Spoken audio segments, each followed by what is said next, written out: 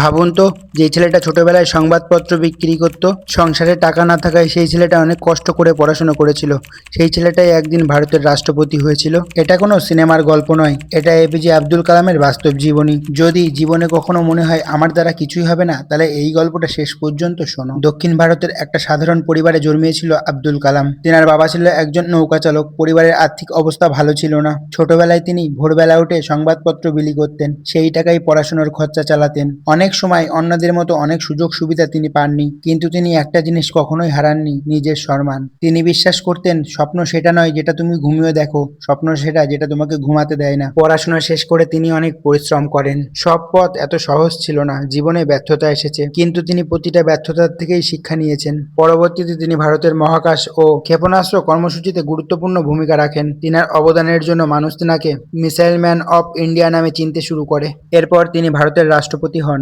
কিন্তু এত বড় পদে থেকেও তিনি ছিলেন বিনয়ী। তিনি সবসময় তরুণদের বলতেন, নিজের ওপর বিশ্বাস রাখো, শেখা বন্ধ করো না, আর বড় স্বপ্ন দেখো। আজও তিনার জীবনী লেখা তরুণদেরকে অনুপ্রাণিত করে। মনে রাখবেন, আপনার বর্তমান অবস্থা ভবিষ্যৎ নির্ধারণ করে। আপনার পরিশ্রম, শৃঙ্খলা এবং হাল না ছাড়া মানসিকতাই আপনার ভবিষ্যৎ গড়ে। তাই আজ থেকেই শুরু করুন। একদিন আপনার গল্প হয়তো অন্য কারোর অনুপ্রেরণা হবে।